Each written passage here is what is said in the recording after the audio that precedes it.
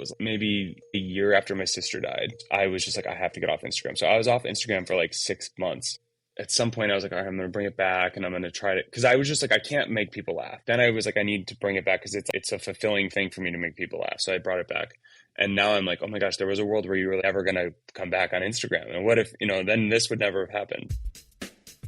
This is Andrew Vance, and you're listening to Choose the Hard Way, the show about how hard things build stronger humans who have more fun. A quick personal update. After 3 rounds of chemo, my cancer treatment took an unexpected turn last week. A PET scan showed we were successfully killing cancer, but my doctors told me it wasn't killing cancer fast enough to cure me. I'm going back to the Dana Farber Cancer Institute for another biopsy later this week, and when we get those results back, they'll figure out what my new course of treatment will be. I'm confident we will cure it, and being in this limbo is scary for me and for my family. Whatever the road ahead is, we will get to cured, and I thank you for all of your love and support. Please keep it coming. My guest today is one of my favorite comedians, Johnny Hilbrant Partridge, aka the PE guy. His comedy operates at the intersection of private equity, hyper-conspicuous consumption, and radical insecurity. He is hilarious, and if you don't know his work, you definitely soon will. If you want to laugh, go to @JohnnyHilbrant and duetomyrole.com. If you want to know who Johnny is, you're in the right place. This conversation is about the decade plus Johnny spent working, including as a SoulCycle instructor, to become a comedy professional that preceded him blowing up as the PE guy we know and love today. We talk about the way life events and the sudden death of his twin sister shaped who he is, why he makes comedy, where he is headed, and more. Please hit 5 stars and subscribe to Choose the Hard Way everywhere you listen. Support this work. Become a paid subscriber to the Choose the Hard Way Substack. You can find the link at HardwayPod on Instagram, of course, in the show notes, and you can always go direct at alwaysthehardway.substack.com. That's where I share my thoughts about these episodes, my cancer experience, family, bike racing, Zen, life, and more. With over $1 trillion in transactions to date, blockchain.com is your trusted partner on your crypto journey. Go to blockchain.com to get started today. No experience required. Lauf is the Apple of bike design, and they make elegant products that just work better than everything else. Check them out at laufcycles.com. Now, here's Johnny. You've talked pretty extensively about your storied background in SoulCycle. Something that struck me listening to you describe the instructor selection process sounded like you, correct me if I'm wrong here, okay? But if I'm remembering this correctly, you started with a cohort of 60 instructors or applicants. 2 of you were selected. You went through some, sounded like multi-month training process. Yep. And then at the end of that process, they relocated you from Chicago to New York. And the other instructor who had made the cut washed out. They might be dead. Might be dead in a ditch. Yeah. Hearing you describe that, it sounds like this is more elite than joining Delta Force, the way you describe it. It was elite. I mean, SoulCycle in 2015 was like, even before that, like, it had a heyday, and that was the heyday. So I was in an audition in Chicago with 60 people, and everyone got up there and did a minute of 2 songs. So you had 2 minutes basically, and you had to instruct I had no prior instructing experience, but all these other people were like, really looked the part, and I'm 6'4", almost 6'5", and I'm up there. I'm like the tallest, goofiest guy up there. I literally was like, I was so uncomfortable, and somehow I got it. I was like, there's no way I'm getting this. So 60 people auditioned in Chicago, and then other markets they auditioned. I was the 21st training group at SoulCycle, group 21 with 21 people. I moved to New York. They don't pay for you to move there. I moved there for a 10-week training. And the other girl who I got it, who was with from Chicago, she didn't pass after. You don't always pass the training. So I passed training. She didn't. So maybe 17 of us passed, and then we all got dispersed to different markets. So I got sent to Boston. So some people went to Houston. to open up that market. Some people went to Dallas. Some people stayed in New York. Maybe one went to Chicago. I don't really remember, but it was like elite. It was the thing. And it was hot here in Boston for a while when it was the only thing. And then I think COVID kind of like slowed it down a little bit. And just in general, before COVID, there was other competitors and they got better and better. So they were starting to offer this basically same exact premium product, which SoulCycle had been and marketed itself as. And these other brands were like, we are also basically the same, but we're, 2/3 the price, or we have a subscription model. And SoulCycle is a pay per class model, and it's like $30 every time you go. And some people are just like, it's too expensive, love going once a month, but it's not going to be my regular thing. So it kind of fell off a little bit. What set you apart as an instructor? Did you have a catchphrase? I would cycle through different catchphrases. So like for like a few months, I remember I would just say yikes a lot. Like, cause I'm doing the class with them. So like after like a really hard push up a hill or something, I'd say yikes in a really, like annoying voice. And then there was a shit ski, phase. There was a look at me phase. I would yell, look at me, because people would be looking at themselves in the mirror. Like I kind of went through phases of different things, phases of phrases, but, my whole shtick, I think, that some people liked and some people didn't, because some people were crazy lunatics at that place, and they were like, "I'm here for a serious time," And I was just like, "This is fun." We get serious at a certain point in the middle of the class, like after. I don't know if you've ever done a SoulCycle or a class similar, but you're an instructor on a podium with 4 candles lit around you, so you start to feel this like, they're listening to me and they want me to say something inspiring, but if you get there inauthentically, people sniff that out immediately. So I would you're going through the emotions with them. You're working really hard for 28 minutes.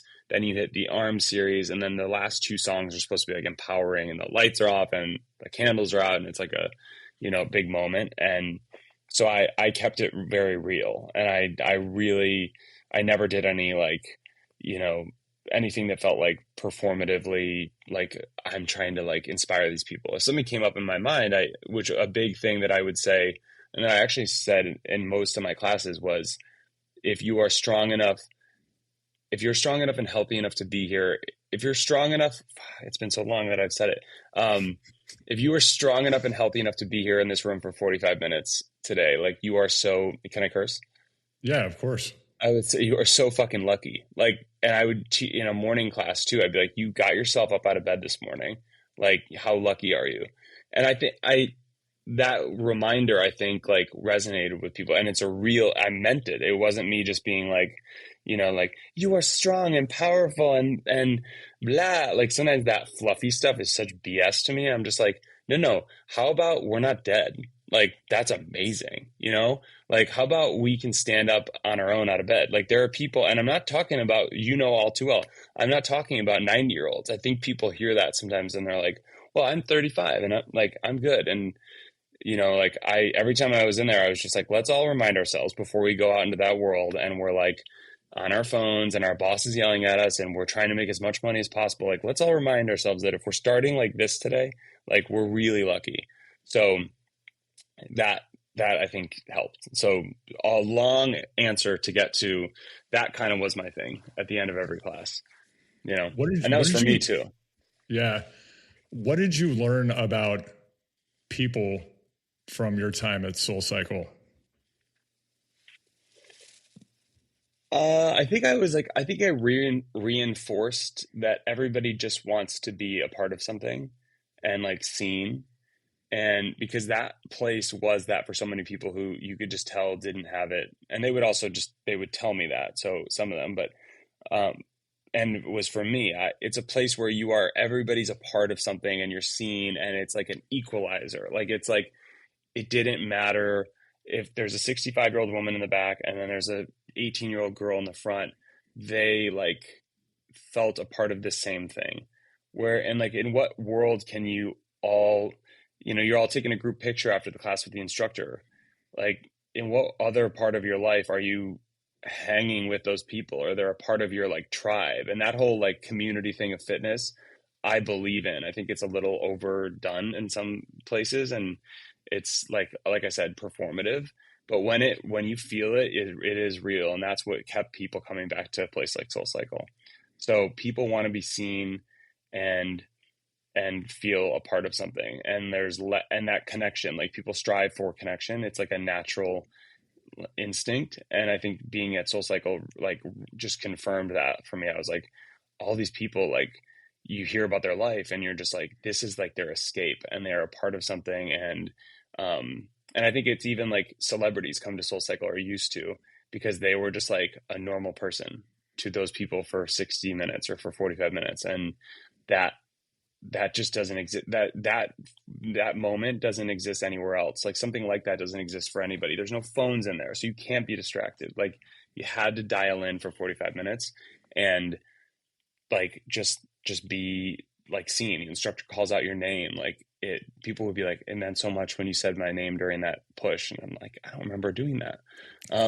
But it was like, we're all the same. Like sometimes I feel like I'm like, we're all the same. We are. Despite everything that makes us like different, we all have the same like desires of feeling needed, feeling like we want to be needed and a part of something. So when you were a young person, what was challenging for you? Oh, that's a good question. I would say school. I would say school, probably. That's the first thing that comes to mind. I don't know if that's the only or the top answer, but school was hard for me because I just like, I wasn't like a failing student, but I was consistently average. And I think it was hard to be average. I think from a young age, I started to, your friends are getting A's and you're not. And then, that carries into going into high school, and your friends are in AP classes and you're not. And then your friends are going to Yale and you're not. And, so that was hard for me, but I had things to fall back on. Like, I was like, oh, I'm funny and he's not funny. He's going to Yale, but he's not funny at all. And then I was an athlete. I was a swimmer. So I think I could fall back on that and be like, well, I'm going to state, I'm a captain of the swim team. Like, all right, that's my thing. So that was like, I had something to latch onto, thankfully. Instead of, I grew to that because I wasn't always a great swimmer either. So I think probably just like school, which is all encompassing of like friendship and sports and, hitting puberty and being awkward and fat and then not fat and having people talk about that, school encompasses all of it. Yeah. I've had Natalie Coughlin on Choose the Hard Way before. And oh, cool. Something that we talked about that you must have experienced as a swimmer as well, because at any level, you're just spending a lot of time looking at a line painted on the bottom of the pool. And when you were doing that, what kind of person or what kind of occupation did you think about yourself doing as an adult? That's a really good question, actually. I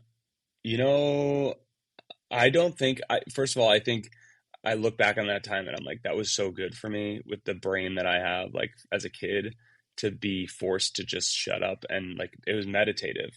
In swimming, you're like breathing out and then you're breathing in, and then you're turning your body to breathe in, and then you turn it back into the water and you're breathing. And it's like meditative. Even if you're moving fast or you're doing a different stroke, like it's like you're forced and you have to be quiet. Like you have to listen to your breathing. You have to listen to your thoughts. And nowadays, especially, I'm like, gosh, I wish I like could go swim for 2 hours in a pool. I could never, because I would go crazy. I'd be like, I have to check Instagram.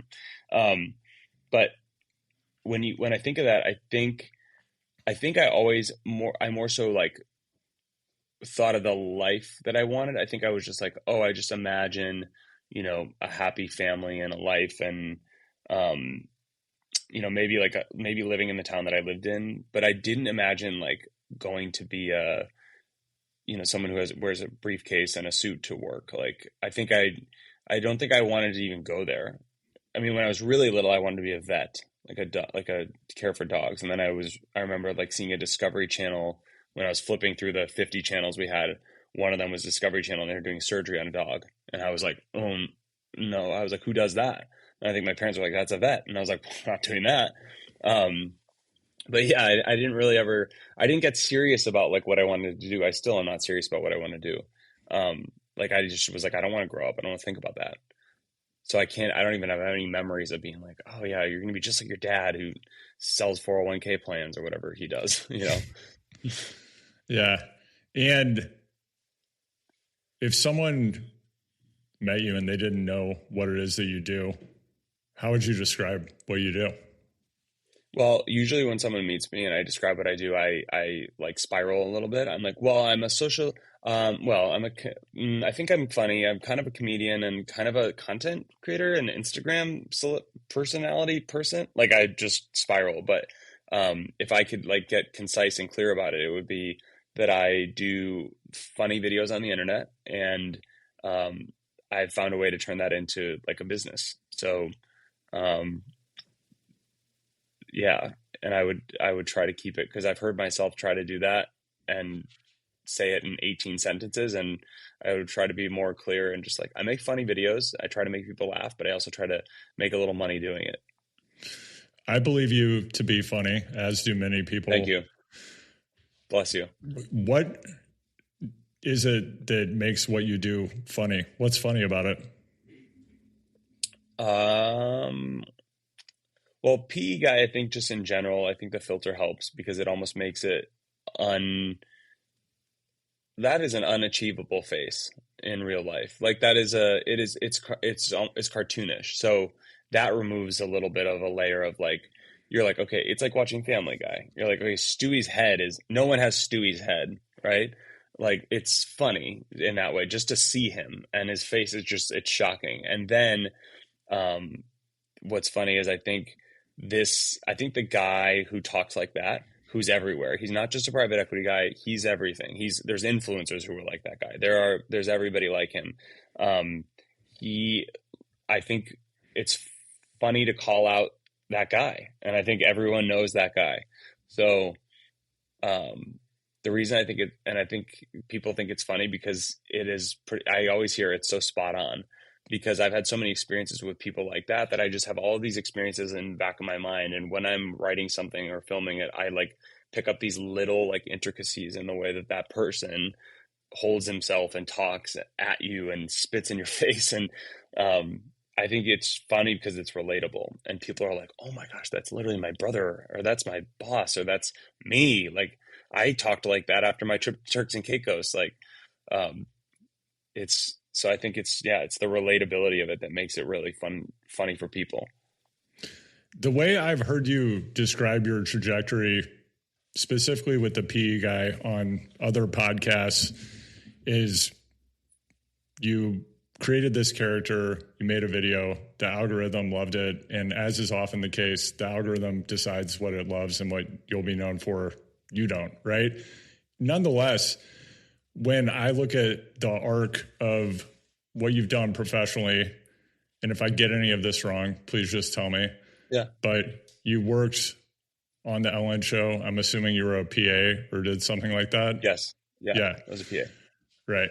Okay. So you're a PA on the Ellen show. Very interesting work environment. I don't know if you've signed an NDA. Maybe we could talk about that. But then, an NDA. Yeah. Yeah. Soul Cycle, Barry's Boot Camp, and I don't know what else is in the mix there. But part of what strikes me is it's things related to entertainment and comedy. And the PE guy, it sounds you found product market fit. It happened pretty rapidly.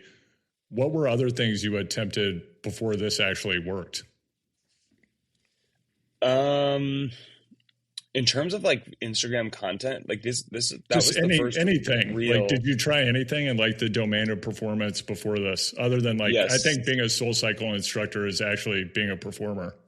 No, totally, it is, yeah. And I did improv and I did stand up, and I've done internet stuff. I've posted on the internet like all the time. When I was in college, I tried to make some YouTube like funny skits, with always the idea in the back of my mind that like, oh, this could go really this could go well. Like the improv classes I take, I'd be like, well, if I keep doing this, I could be part of a troupe. And, always festering in the back of my mind, like this could be something, but don't do it for that reason. Like Instagram, I've been posting on since it was around, and mostly comedic stuff, like not, just to make people laugh. That was my goal always. So, the improv, I did a stand-up class. I've always tried to find different avenues to make people laugh. But then the PE guy is the very first reel I ever posted. I wasn't posting on reels.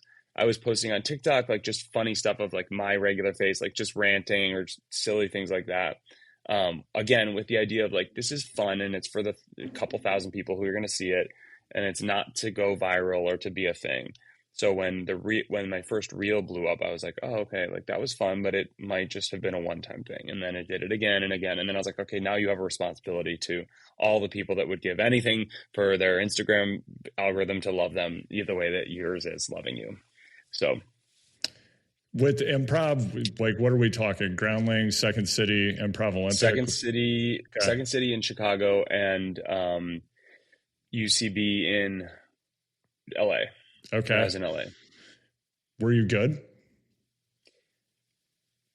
I wasn't bad in the way that there's always a guy who would come out and like ruin a scene, always. Every improv class I take, some guy who would walk out and just be like, sex, or like dick. And you're like, all right, well, there goes the whole scene that we just built about like being at a cash register. Like I knew I was always good at, I wasn't, like, I think improv you're as good as like the scene and the partners that you're in it with. So I think I was good at improvising, and also good at like being like, oh, that would be really funny, but like, just don't do it. Cause like that other person's I was good at sharing and like the give and take and like, so, and I loved that. I loved being a part of something with other people instead of like stand up where it's just like you and you're like, oh, okay, that didn't work. Like now they're all staring at me. This sucks.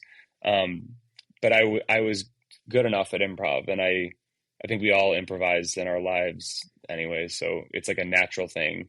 The biggest thing about improv is trying to not be funny, like, or not trying to be intentionally funny or to get a laugh. Like some improv scenes are just like boring, and that's like life too. I think if you can just like, not try to make something it's not, just like that, then like exciting fun things happen. So I learned a lot from improv that was more than I thought I'd be like, oh wow, like I'm going to become a comedian from this. And then I was like, oh no, it's actually like more of like a life skill, like the life skills you'll learn from improv.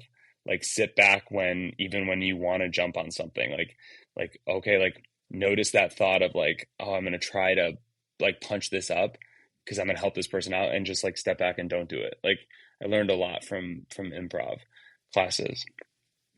How old were you when PE Guy took off? Well, it was last year. So I was 35. Okay. And prior to that, so there's a span of time there between exploring things related to entertainment and performance. And let's face it, most people don't post a reel and hit a grand slam. Yeah. You did. There's 11 years between leaving Ellen. There's 11 years between leaving Los Angeles and PE Guy starting. Right. And the whole time I'm making funny stuff. I'm doing funny things, not in the way that I'm doing it now, because I am like, this is my life now, but there's like any opportunity to make somebody laugh. I am trying the whole time. I'm trying to make people laugh on the internet. Right. And there's a lot said. I'm thinking about the Rick Rubin book. I'm spacing out chemo brain, pardon me, but Rick Rubin's book about the creative process, which really is just about Zen. And he, like many people Rick Rubin became incredibly famous when he was about 18 years old. And then it's just been up and to the right since then. But he, like many people who've experienced that magnitude of success that rapidly, their advice to other people is often just make what you love. Don't think about the audience and just keep going. And when you're someone like you, Johnny, who you're doing it for 11 years and it's not quite having the result that you want, did you have moments when you thought about just hanging it up, or did you always have confidence in what you were doing? Um, no, I think it was just natural for me to like make funny stuff. So I was like never going to I think I think I came to terms with the fact that it wasn't gonna blow up. Like I was like, okay, you're not gonna do comedy. Like you're not gonna like do it professionally or make money off of it or so I came to terms with that and I was like, you know what, like that's when I left LA, I was like, you're not gonna do this professionally because you don't want to be in LA. So like go home, like make your friends and family laugh and like that'll be enough. Like post on Instagram, like, you know, there was a time when I was like, I after I don't remember if it was maybe a year after my sister died, I was just like I have to get off Instagram. So I was off Instagram for like 6 months, and I was like it was like on and off for the first couple, and then I was like fully off. Like I had like my account was like deactivated for like 3 months, and I remember being like I remember like at some point I was like, all right, I'm gonna bring it back and I'm gonna try to because I was just like I can't make people laugh. Like I can't give you, you know, and then I like, you know, I was like I need to bring it back because it's like it's a fulfilling thing for me to make people laugh. So I brought it back. And now I'm like, oh my gosh, there was a world where you were never gonna come back on Instagram. And what if, you know, then this would never have happened. But I would have found a way to have fulfillment in making people laugh. If it was just a couple people in my life, if it was like me, start a Twitter account, and like I would have found a way. I always do. I did before the internet. When I was like 11, I was kind of like the class clown. That was my goal. And you mentioned with Soul Cycle, one of the things it seems like you would say to potentially every class is in a very earnest way, just reminding people to have gratitude that they're healthy, they have enough money to pay $30 in the middle of the day to go take a class. And Yeah. that's really a privilege. And is that a perspective that you always had, and did it shift when your sister died?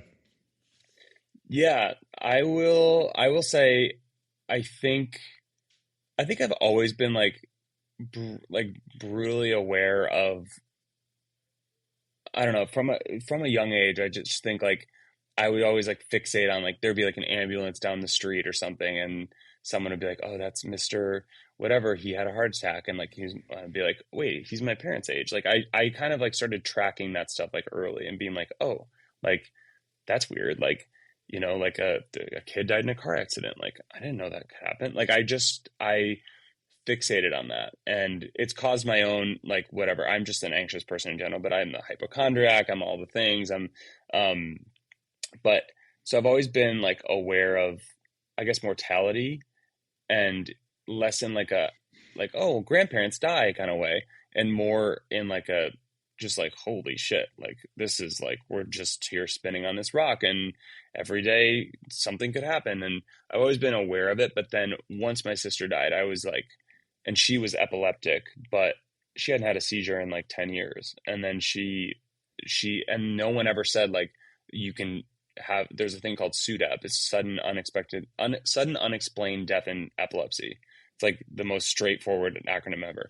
And they don't really get it. They don't know why, but like in the middle of the night, she just had a fatal seizure. And it's like, it's the kind of thing where like, even if you were in a hospital setting, they wouldn't be able to, it's like a full storm reset. It's like your computer just like goes poof and that's it, like in 1 second.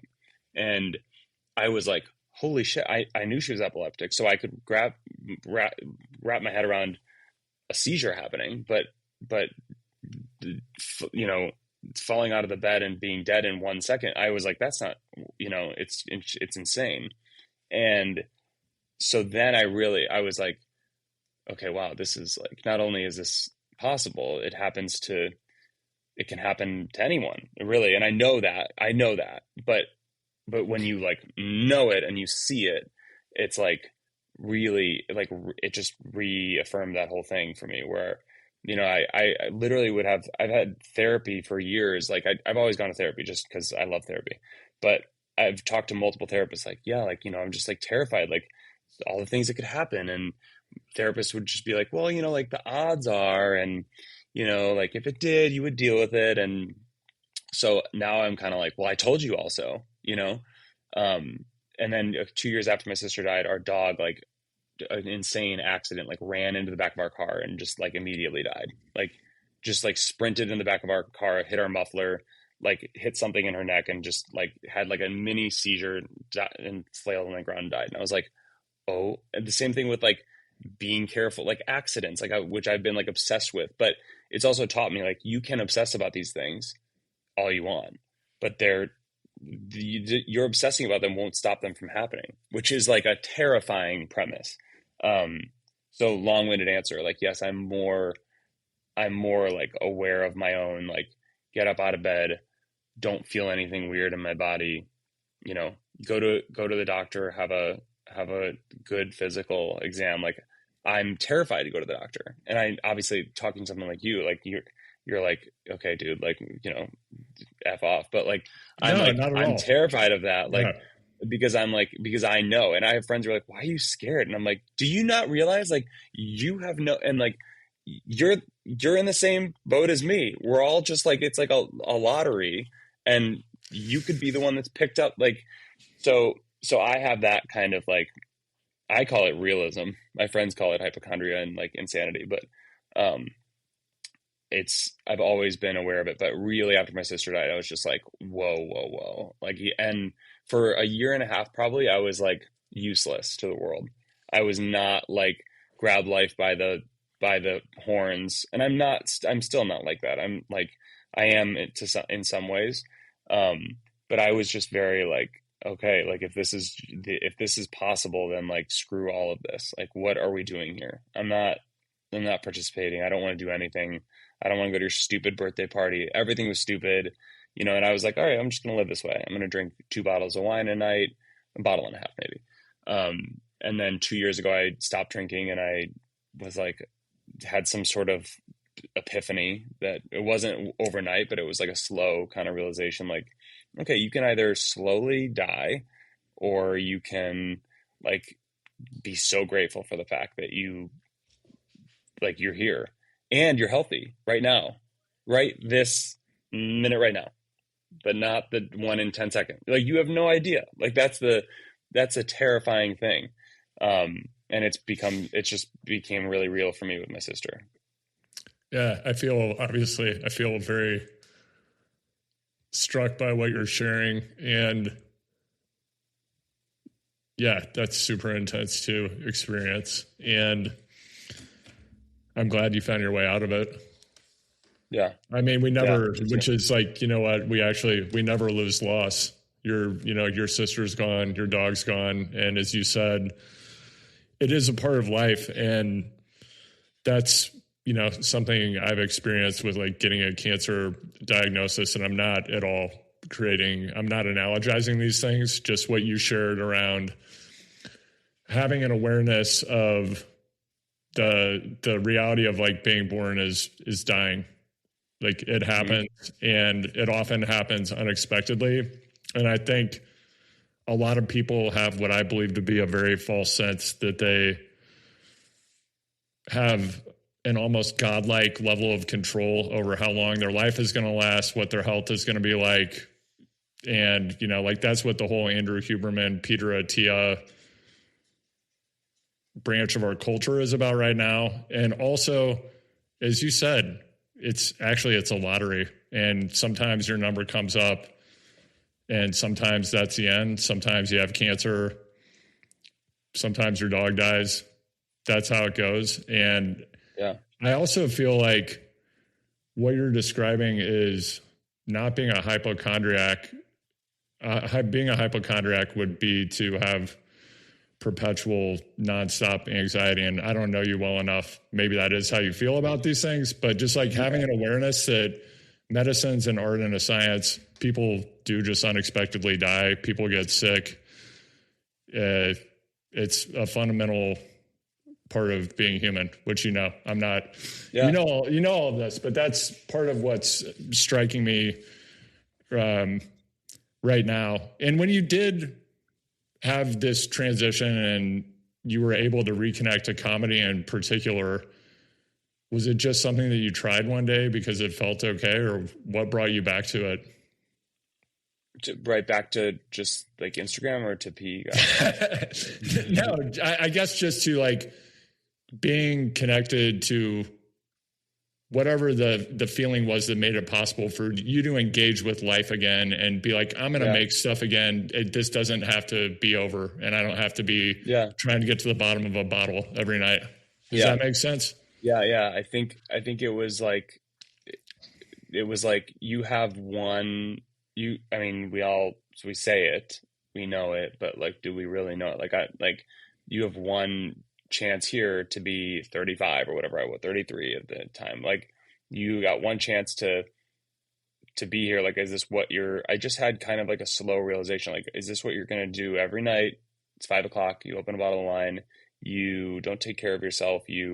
All you think about is death. Like, are you just going to do that? Like, you're not dead. Like, you're not there. You're not looking at that. So, your sister is, and she would be pissed. Like, you get to, like, that whole thing of like, you get to do this and I don't. Like, you get to be here. So what are you, whatever you believe in, like, she's looking down thinking like, what are you doing? Like, is she proud of you? Like, are you proud of you, when your time comes? Like, are you proud of how you behave? Are you going to do this for 40 more years? God willing, 40 more, whatever. So it was just kind of like you got to pick yourself back up and like get back to the things that used to bring you joy. So going to the gym, whatever it was, like going to the gym, like, you love posting on Instagram and getting reactions from people. Maybe it's an attention thing, whatever. Like, you love making people laugh. You like, and when I came back, people were like, oh, and I had like 7,000 followers when I was, before PE guy.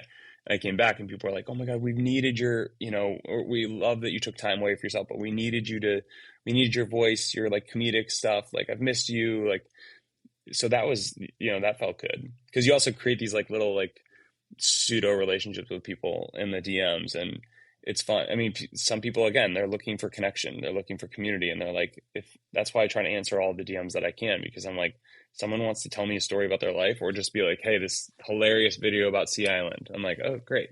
But I was just like, I got to get back to those things that I know make me happy. And my sister loved my sense of humor, and I think she would have been like, what a waste.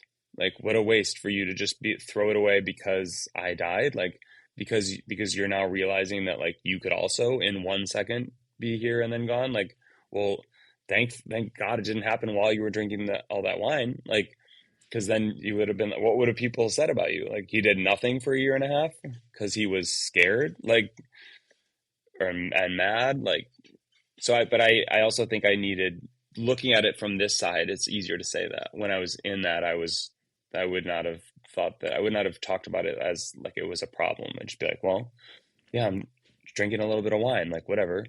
I would be very defensive at that time, but I had to go through that, and it sucked. Looking back on it now, I'm like, you wasted some time, and you were horrible to your body, which is another thing. Like, how dare you be that way to your body when it's like a perfect humming machine right now, as far as like that, back to like, like, how dare you do that? Think about somebody who would give anything to have that, and you're just dumping all this shit into it and letting it sit around all day.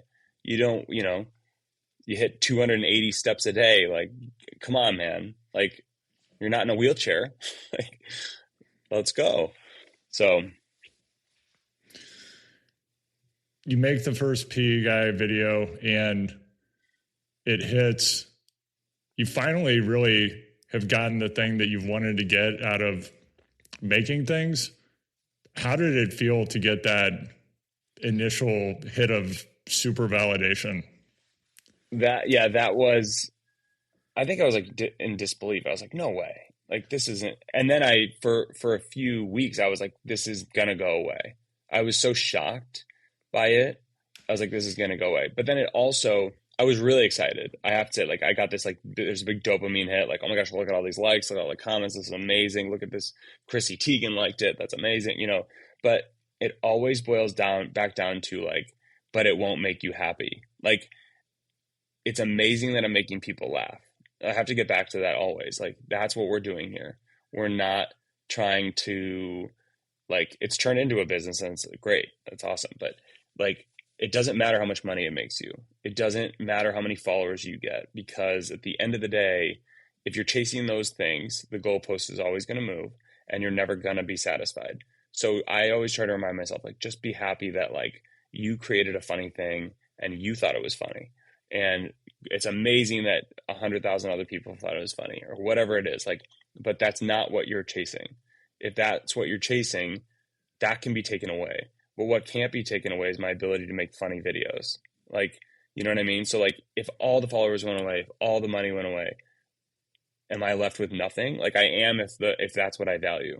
And so I'm trying really hard to remind myself when there's that dopamine hit of like, oh wow, like that brand's going to pay me for this. That's so cool. Like to go back to like, but it's not the thing. It's not the thing. Like the thing is like, and that's an amazing thing. Like no one can take that from me. You know, brands might stop working with me. That can be taken away from me. Followers might stop. People might unfollow me. Like things that are not in my control, but like in my control is the ability to make people laugh. And so like that dopamine rush, the hit should come from, oh my gosh, I just had a really funny idea. This is so fun to create. Not, oh my gosh, like look how many views this got. So I still, it's something I'm working on, because I have to catch myself from being like, because then you tie your value to, you know, that video wasn't funny because it didn't have as many views. That's not true. You thought it was hilarious. So, you know, like you have so much, it's like you almost discredit yourself if you hold yourself to those, if you tie yourself to those things. So it was so exciting. Back to your original question, it was such an awesome rush, but I quickly became aware of the fact that it was becoming a big rush, that I was starting to like, I'm just like, okay, keep feeding the algorithm, keep doing this thing, but don't lose the plot. Why are we here? Think about how long we've been doing this stuff without any sort of like, you know, praise from hundreds of thousands of people. Like get back to that. And remember, you're not special. Like you're special, but you're special to the people in your life, and your character is special to people on the internet, but like that's not your worth. Like your worth is your little world, and that's what's important. When you make a creative product and that becomes the thing that you're doing to get paid money for, as you just noted, you own the thing that you're making and putting into the world. And also it can end up owning you. And I think especially with social media, which it's never been a strong area of focus for me. I did have a video of a giant leaf vacuum cleaner that's like a dump truck, but it vacuums leaves. It looks like something off the Teletubbies. I don't know, got like 10 million views. And I was like, wow, this is wild. But I'm not going to like go track down every leaf vacuum cleaner in the world. So that's kind of where it ended. But, you know, as a creative person, I've had the experience of getting to spend time with a lot of the world's most famous people, whether it's Samuel L. Jackson or John Travolta or Kanye West or Daft Punk, and going to a newsstand and like, oh, I was there when Daft Punk and Kanye West met in person for the first time, and when that photo was taken. Oh, wow.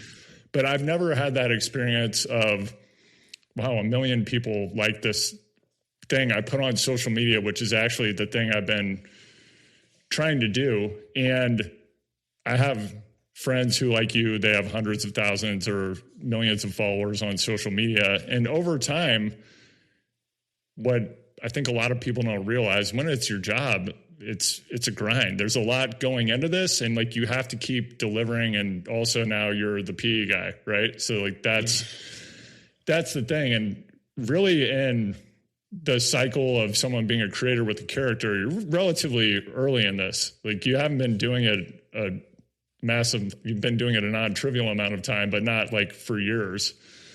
Yeah. Do you ever feel this burden of what you've created, or how do you continue to pursue mastery within this character and the format where you're making content right now? Yeah, I try as hard as I can to make sure that it's like still authentic, and I'm still excited about every video that I post. Every once in a while, I'll be like, oh, you just threw that out there just to throw it out there. Like I'll be like, let's not do that again. Like and it does become a grind. And because it's like, it's a fear of having it all go away, I think, which is something that like, I think everybody probably experiences, like even people who have a day, like a 9 to 5 job, like people who make a lot of money in PE probably have a fear of their job going away. Oh, So they then they absolutely behave, do. Yeah. yeah, and they behave differently because of that. And I don't want to behave out of fear. And I think that's something that I've like learned in my life, like just, like talking about my sister and that stuff, like I don't want to live my life in fear because it's not productive. So with this whole thing, the fear of it being taken away, like I said, I've kind of like empowered myself by being like, it cannot be taken away, because you're talking about like your soul. Like part of my soul is like making people laugh. I love doing that. So no one can take that from me. So I can kind of fall back on that. And that's like a very, that's a helpful thing, but it is a grind. And like you said, and you do want to feed the machine. But I'm very like aware of my behavior and trying to make sure. And I think I would be open to like a family member if someone ever came to me and was like, hey, this has become like, this is too much. All you do is talk about this. Like I would be probably initially defensive, but like I think I would be open to that. Like I want people to keep me in check, and again, like you're not special because of this. Like you're special because you're this guy in our life, and that's what matters. Just like get back to that, what really matters. And that is freeing when you really actually believe like this doesn't matter. This is like a dumb Instagram thing. Like then it's freeing, and it allows me to be more creative. Like, okay, like try something different. Like it doesn't matter. It doesn't matter if someone, because it's not real. It's not like it's like it's this fake world, the internet. So it doesn't matter if you don't post in for a couple days. Like, what really matters is we all know what really matters, but like, are we acting on that? We know it's family and it's friends, and like, but are we actually, like, we know that, but are we acting on it? So I can say all day long it doesn't matter, but I have to, like, it's a constant practice of like reminding myself, like, this doesn't matter. Like, don't worry about that. Like, right now I have like 10 cameos to make. Like, I'm not going to make them tonight. It doesn't matter. Like, so anyways. And when you're creating content, I think specifically for social media, it does require, like all artistic endeavors, you have to be incredibly self-oriented. And that's axiomatic across any discipline, whether you want to be the best person in private equity, one of the world's best athletes, many of whom I've had on this podcast, you want to be an executive, whatever. Like you have to grind, and you really have to focus on yourself a lot. With social media, because you have to feed the machine constantly, the burden it's so public. And does that ever interfere with your actual real life? I wouldn't say it like interferes. I definitely am a little more aware of things. Like I try to keep my private life, like my personal life, very private, because I'm afraid of people like finding my family or something, like just because people are, not that they would do anything, but just like I want to keep it like so private. Like my house, I don't need anyone knowing where I'm living. That kind of stuff I'm a little more like aware of. And then when I'm at the airport or in public, I usually get like stopped by people, and I love it, which is like I'm like, why do you love this? Like, are you attention starved? Like, like I'm very like aware of that feeling. Like, and people will be like, I'm so sorry to stop you, but like, are you the PE guy? And I'm like, no, don't be sorry. I love this. Like, I really do. But so it's not disruptive. It's exciting, but I feel like there have been a couple moments where I'm like, oh, that person's looking at me. I bet they're like thinking about I'm PA guy. And then they come over and they're like, hey, like your shoe's untied or something. I'm like, I'm like, I thought they were going to say, so because it's still exciting for me, but so it's not disruptive. But it has changed the way that I like go into public, and I'm not like, it's every once in a while. It's not every single time, but, it changed because I've always been like very aware of my surroundings in general, and like, what's that person thinking about my outfit or whatever? And now I'm like, is that person thinking that they know me from Instagram? So part of what's interesting about your character and the content that you put out is because you are using a filter, and granted, the real Johnny is also on the PE Guy Instagram account talking about real things, but your character is operating in a fantasy world that is actually very similar to real life, but you're not taking your day-to-day life as a lot of people who create or are putting content out where it's, hey, this is some very personal aspect of my life or my athletic performance.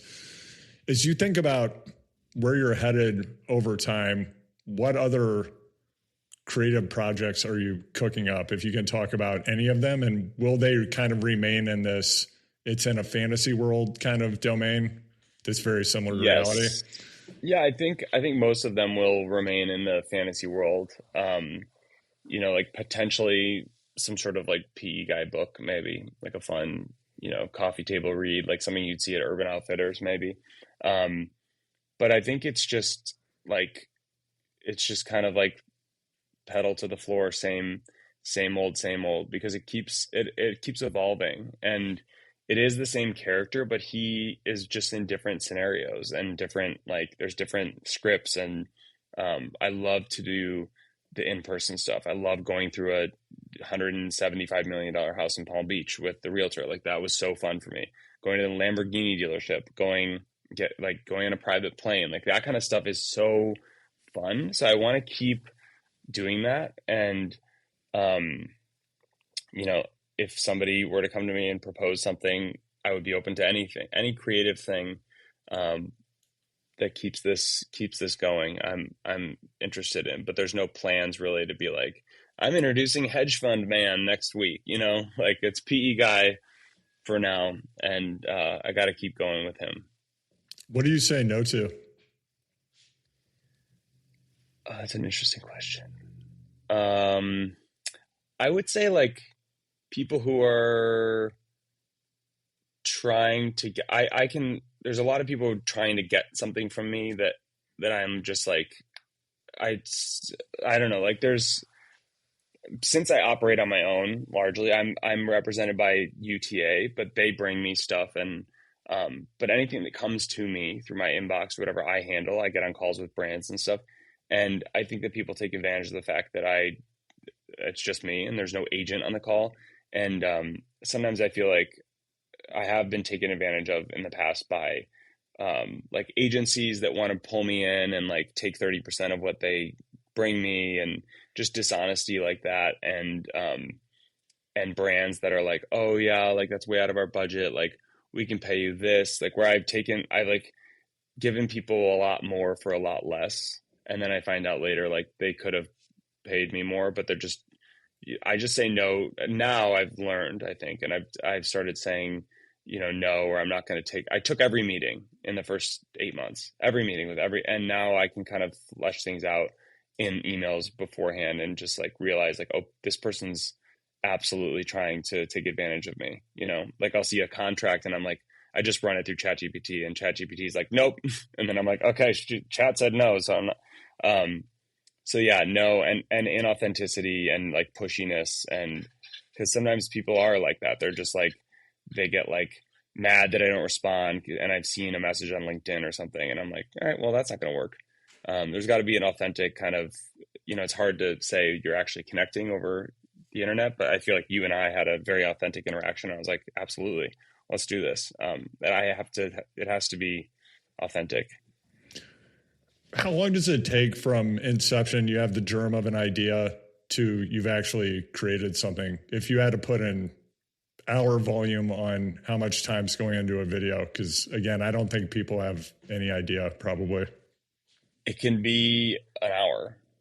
It can be literally 1 hour, or it can be a couple days, and it can be like I want to make sure that I nail the Chicago script. So I'm going to keep going. I'm going to like ask friends who live there.